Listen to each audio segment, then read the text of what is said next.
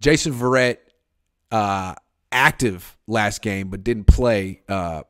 First game back on turf. Makes sense. He tore his ACL on turf last year, high risk of injury on turf. Now he's got another week to just prepare, get his feet underneath him, and the next game is at home on grass against the Chargers. Do you think he'll play in that game? Yes. I think he'll start. Oh. I think he'll start too. Yeah? I think he's going to start. Why? I think that's the perfect time. It's time. You got to see what you're going to have. There's no better debut. I mean, the only drawback I would have, okay, first of all, it would be a good debut. It's been weeks. You've had him practice. It's been over 3. It's going to be like a month now, over a month. You give him this time. You saw him, how you ramped it up in the initial practices. He got sore, but so far has responded strong against that. You got him suited up in warmups. It looks like you responded well against that, to our knowledge. And now you got another break for allowing him to rest and just keep doing field work, whatever. It's going to be time to get him out there. Maybe not start, but at least get him out there. I think they should start him. It's time, dude. The Chargers don't really have receivers out there outside of Keenan Allen. He's coming off an injury. How much is he going to be used? I think you just got to see now, because you need to get that. It's time to get that it's time to get him heated up, so that way he can get a push and be somewhere close to what he was. You want to find that out if he can be that.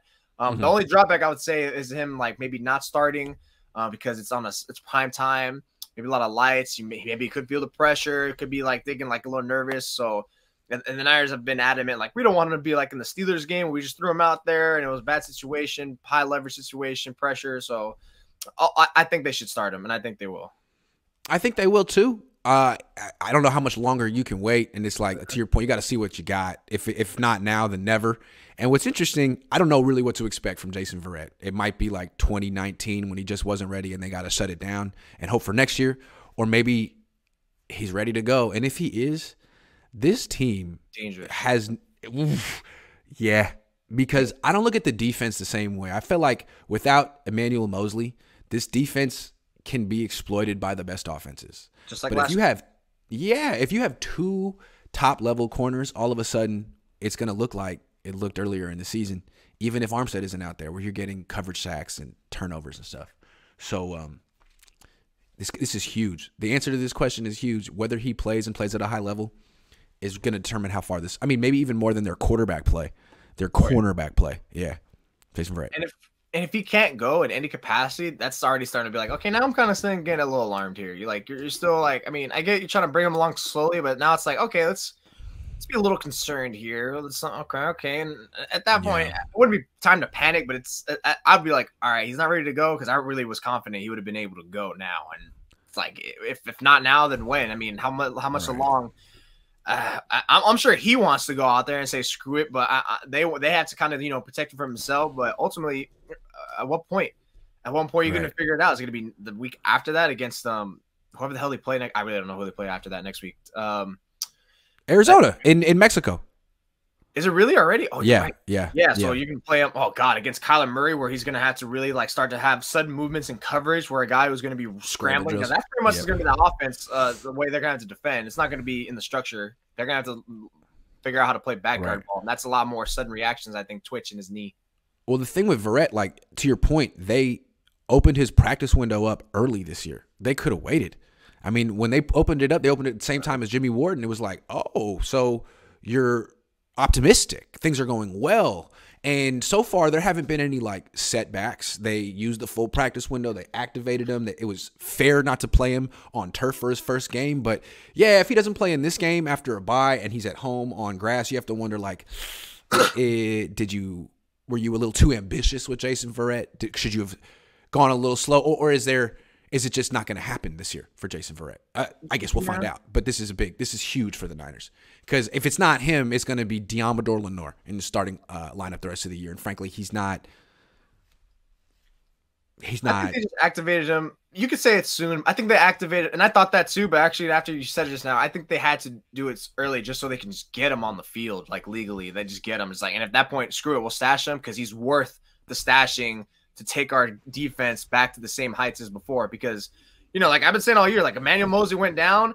I had doubts about this defense sustaining itself because it's going to be the same defense we saw last year. Look, they were able to overcome Azeez Al-Shahir, Dre Greenlaw missing a little bit of playing time, Eric Armstead, Kinlaw, all these. They were able to overcome all these players. They can't overcome one of the corners being out. Yeah. That's rough because then we get 2021 vibes, and that defense was good too. No, I'm not saying that they opened his practice window too early. I'm saying that the fact that they opened it so early indicates that the plan is probably to start him as after the bye. So that's exciting.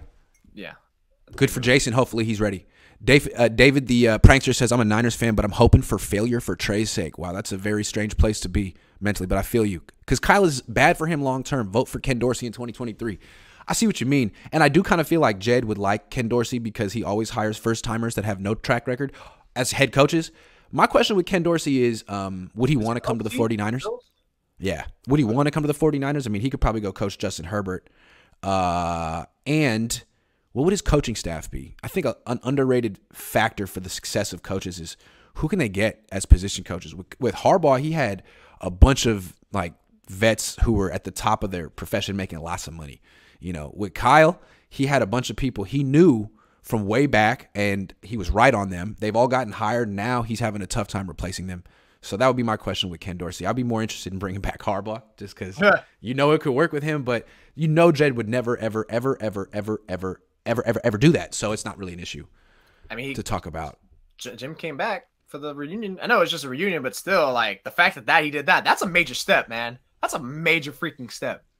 It felt like optics for me. It was like Jed being like, hey, man, I'm, look at me, everyone. I've grown. Do you think they said a word to each other that day? Guess. Oh, man. I don't know the answer. I don't think they had to just the formal greetings and stuff like that. Maybe they did. Maybe they did. Maybe they did. I have no idea. I would guess no. Too deep, I think. Zachary Kelway says 2019 and last year we lose to Super Bowl winners. Why put pressure on Kyle when we have been one play away? Because the plays away have been his fault. Yeah, man. I mean, he also did the same thing in Atlanta. There's no reward for being second place in your conference or in the NFL. Those are just missed opportunities. Even Kyle said in 2019 he believed the Niners had the best team in the league that year. Well, that means that you underperformed by your own standard. So, look, I mean, he has another golden opportunity to win a Super Bowl this year. Get it done. Otherwise, people are going to wonder, is this a roster that, other coaches could seal the deal with and not Kyle? And that's a fair question to ask. That was the situation with the Warriors when they were good but not great. With Mark Jackson, all of a sudden you bring in the right coach and Steve Kerr and you win immediately. And I'm wondering if the Niners are that team too. So Kyle has a chance number 6 to prove that he can seal the deal. He fumbled the baton. He fumbled it in Atlanta. He fumbled it in 2019 and last year. So, dude, this is a fourth opportunity. And now you got Christian McCaffrey. Prove it. Prove it. McVay did. Prove it. Prove it. I mean, look at the Eagles. They won a Super Bowl with Doug Peterson. He had one down year, and they're like, you know what? I think he's washed. Thank you for your Super Bowl victory. You're fired after one bad year. We're hiring Nick Sirianni. It was the right move. He's undefeated. So if you are a savvy organization, trust your evaluations of these people. The problem with the Niners is Jed isn't savvy. He doesn't know when a coach is good or bad. And if he fired Kyle, he's liable to hire someone like Tom Sula because he doesn't know what he's doing. So I understand that from Niner fans' perspective. Like, you really want Jed York leading another search? No. You know what he could do.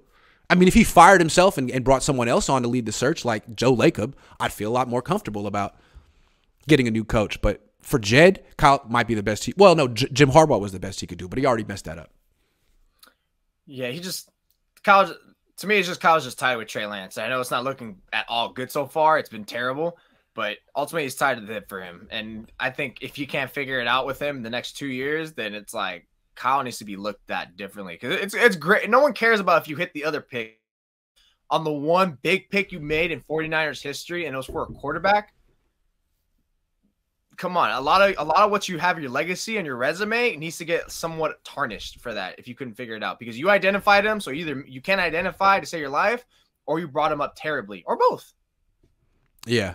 Kev says, did your source reply back on Brady and the Niners? Yeah, he wasn't my source. He was just a crazy guy in my DMs, and he replied back saying that I got him fired from his job and I need to fix it. So I don't know who he is, but John, sorry. David Velez, realistically, they only need Verrett to play like Verrett in 3 games this year in January. They can slow play him all they want till then. Damn, throwing him into a playoff game for their first start is a hell of a – that's crazy. No, you can't do that. You got to get him ready now. Like, for example, Van Jefferson came back from his injury, and like, no, did he play in the game? No one has a huge first game back from an injury. Like, you have to gradually build up. Jose knows what I'm talking about. Jose Manuel Rodriguez knows what I'm talking about. Thank you, Jose. No, here he is. First Spanish lesson for your Mexican trip. JG es el mejor. What's that mean? He's the best. He's good. Is that what it means? He's nice. I'm gonna let you say that when you go down there. Timothy says, Grant, is there a racial divide in the locker room or just certain cliques? Whoa, I'm not touching that. I always see all the white players together in photo shoots. Am I wrong? I don't know if you're wrong.